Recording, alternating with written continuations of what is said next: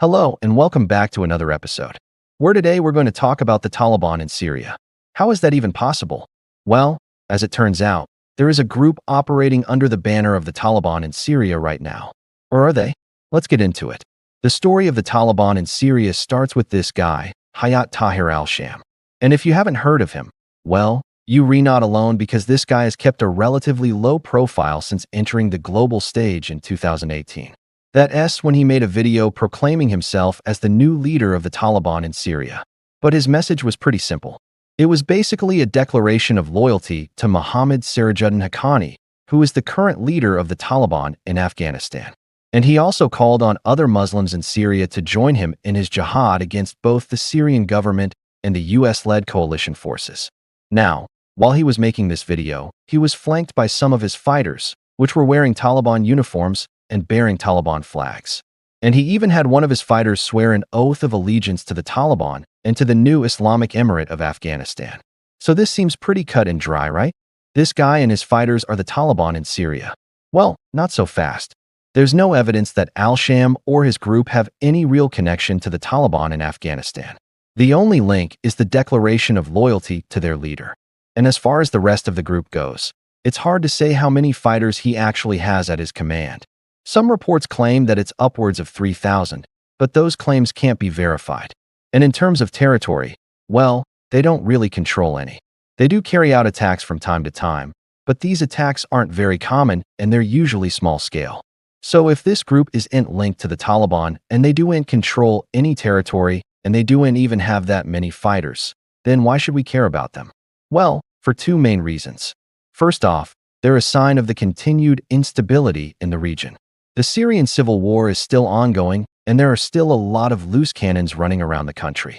And secondly, they show that the Taliban's brand of extremism still has appeal in some parts of the world, even outside of Afghanistan. As it turns out, the Taliban have been trying to establish a presence in Syria for years now, and they've done this through a number of different groups and individuals. One of the first reports of Taliban activity in Syria came in 2012 when the Syrian Observatory for Human Rights claimed that a number of foreign fighters had entered the country and were fighting alongside rebel groups. These fighters were said to be from Central Asia and the Middle East, and they were attracted to the conflict in Syria because it was seen as a chance to participate in a global jihad. In 2015, the UN Security Council released a report that confirmed the presence of Taliban fighters in Syria. The report claimed that the Taliban had sent some of its members to fight in Syria in order to gain combat experience. And in 2016, the Syrian government released a statement claiming that it had captured a number of Taliban fighters. And so despite all this, it's still unclear exactly what role the Taliban actually play in Syria. There are three possible explanations. The first explanation is that the Taliban are just a small fringe group with no real power or influence in Syria. This is the official line from the U.S. government, which has consistently played down the threat posed by the Taliban in Syria. However, there is evidence to suggest that the Taliban may have more support in Syria than is being acknowledged. In 2019, the Syrian Democratic Forces claimed that they had uncovered a plot by the Taliban to overthrow the government in Damascus. According to the SDF, the Taliban had been working with a number of Syrian rebel groups to launch attacks on government targets.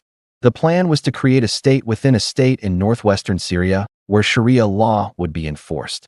Now this plot was never carried out, but it does suggest that the Taliban may have more support in Syria than is being acknowledged. The second explanation is that the Taliban are a proxy of Iran. This is the view of some experts who believe that Iran has been using the Taliban to destabilize Syria and create problems for the U.S. and its allies. There is some evidence to support this claim. In 2017, an Iranian official boasted that Iran had created 40,000 trained soldiers in Syria, and some of these soldiers are believed to be part of the Taliban. Additionally, the Taliban have been primarily active in the areas of Syria that are controlled by Iran, so it's possible that Iran is using the Taliban to project its power in the country. The third and final explanation is that the Taliban are simply taking advantage of the chaos in Syria to further their own interests. This is the view of some analysts who believe that the Taliban are not beholden to any outside power and that they are acting in their own self-interest. After all, the Taliban have been involved in illicit activities such as drug trafficking and human trafficking for years. And it's likely that they are continuing these activities in Syria. In fact, there have been reports that the Taliban are using Syrian territory to transit drugs into Europe. So it's clear that the Taliban are looking out for number one. So what does the future hold for the Taliban in Syria? It's difficult to say. On the one hand, the group doesn't appear to pose a serious threat to stability in Syria. They are not a major player in the Syrian civil war, and they have not been able to carve out any territory for themselves.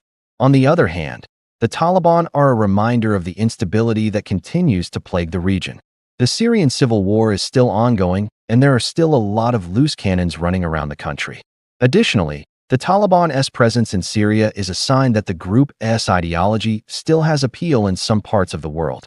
The Taliban may not be a major threat in Syria right now, but that could change in the future. So what should the U.S. do about the Taliban in Syria? The U.S. government has taken the position that the group does not pose a serious threat, and therefore they are not a priority for the U.S. military. However, this position is becoming increasingly untenable. The Taliban's presence in Syria is an embarrassment for the U.S., and it undermines the efforts of the Syrian Democratic Forces who are fighting against ISIS. Additionally, the Taliban's activities in Syria are likely to continue as long as the Syrian civil war is ongoing. Therefore, the U.S. may need to reevaluate its policy towards the Taliban in Syria. The U.S. could try to work with the Syrian government to find a political solution to the civil war. If a political solution is not possible, then the U.S. may need to consider military action against the Taliban in Syria. However, it is important to remember that the Taliban in Syria are not the same as the Taliban in Afghanistan. The Taliban in Syria are a small fringe group with no real power or influence. Therefore, the U.S. would not need to commit large numbers of troops to any military action. A small targeted campaign could likely be enough to set the Taliban back and prevent them from gaining any more ground in Syria. The presence of the Taliban in Syria is a complex issue with no easy solutions. However, the U.S. cannot afford to ignore the threat posed by the Taliban in Syria. The Taliban's activities are an embarrassment to the U.S., and they undermine the efforts of our allies in the region. Therefore, the U.S. should consider all of its options when it comes to dealing with the Taliban in Syria. We hope you enjoyed this video. If you did, please like, share, and subscribe so you never miss out on our latest content. Thanks for watching.